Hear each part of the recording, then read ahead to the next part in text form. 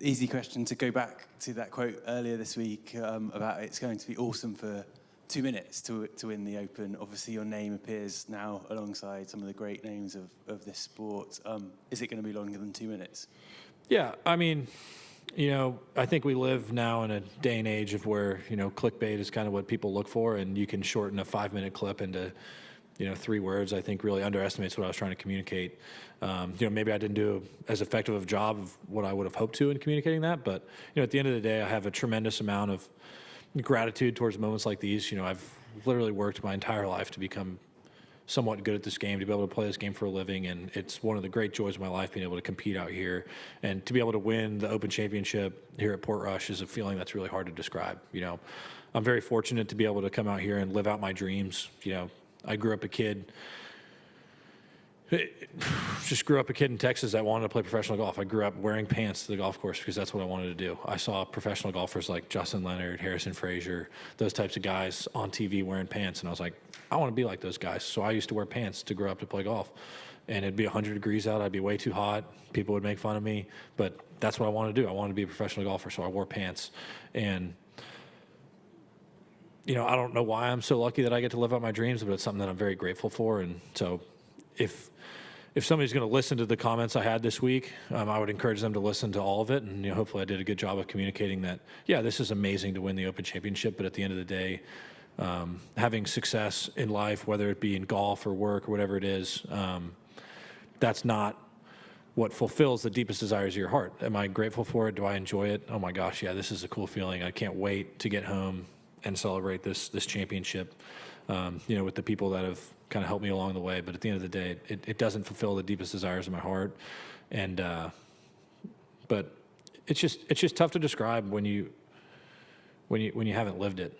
Something I actually talked to Shane about this week was, just because you win a golf tournament or accomplish something, it doesn't make you happy. It doesn't. Maybe for a few moments, maybe for a few days, but at the end of the day, there's more to life than playing golf. But I'm pretty excited to go home and celebrate this one. Okay, next question in the front, please. Congratulations, Scottie. I don't know if you saw that Tiger's first major win to fourth major win and your first to fourth were both 1,197 days apart. And then Bones made a comparison on the broadcast this week. What does it feel like to know that those comparisons are kind of getting louder and louder? I mean, I still think they're a bit silly. Tiger won, 15 majors? It's my fourth. Just got 1/4 of the way there.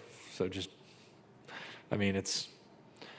I think Tiger stands alone in the game of golf. He was inspirational for me growing up, and he was a very, very talented guy, and he was a special person to be able to be as good as he was at the game of golf. And I don't focus on that kind of stuff. That's not what motivates me. I'm not motivated by winning championships, and I don't look at the beginning of the year and just say, hey, I want to win X amount of tournaments. I want to win, whatever it is. I don't do that. I have dreams and aspirations that I think about, but at the end of the day, when I wake up and to practice, I feel like what motivates me is just getting out and, getting to live out my dream. I get to play professional golf, and I feel like I'm called to do it to the best of my ability. And so when I wake up in the morning, I try and put max effort in each day. I get to go out and practice, and when I'm working out, when I'm doing the cold tub and doing recovery, I feel like I'm just called to do it to the best of my ability. And outside of that, I don't place much emphasis on winning tournaments. I don't place much emphasis on things that I can accomplish. It's just mostly about putting in the proper work and coming out here and competing.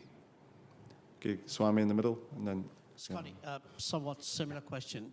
How often do you think about records won and front running, big wins, and like some 120 weeks on the top? How much more better can you get? Do you often think about that? Not really.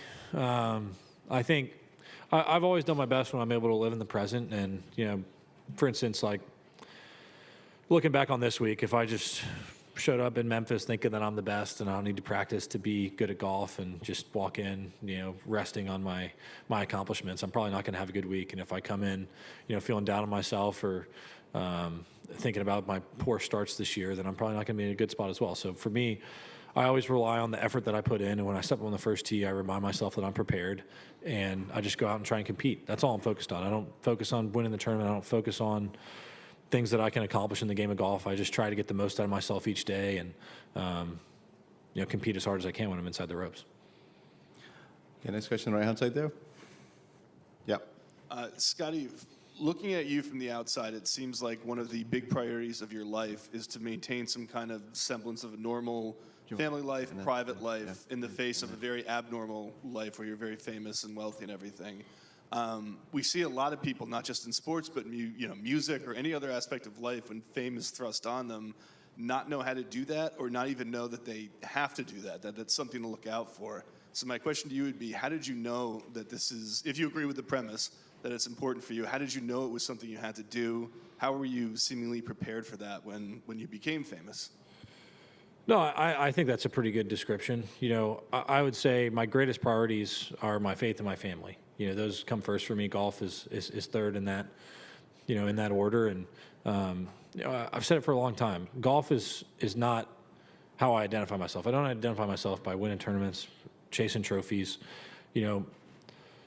being famous or whatever it is. Like, when I go home, if I go to there's 2 Chipotles that I eat at home. There's one, well, actually, not really one anymore. There's one right where I grew up. It's kind of near SMU's campus. If I was to go to that Chipotle and try to eat nowadays, it would be very difficult for me. There's another one in a different part of town that I'm not going to tell you where it is. But if I go there, nobody recognizes me ever. And so famous is just one of those things. It's like, in some circles, like, right now, I'm the best player in the world. This week, I was the best player in the world. I'm sitting here with the trophy. We're going to start all over in Memphis, back to even par. The show goes on. And it's hard to describe what it feels like because, I don't feel any different because I've won a golf tournament. This is not the be-all, end-all for me, but I'm extremely grateful for it. I mean, I have, kid you not, I have worked since I was 2 or 3 years old to have a chance to play professional golf for a living. And now I've been able to win tournaments that I just dreamed of playing in. And it's an amazing feeling, and I'm so grateful to be able to live out my dreams. But, like I said, my faith in my family is what's most important to me. And I try to live as normal a life as possible because I feel like a normal guy. I have the same friends I had growing up. I don't think that I'm anything special just because, some weeks I'm better at shooting a lower score than other guys are.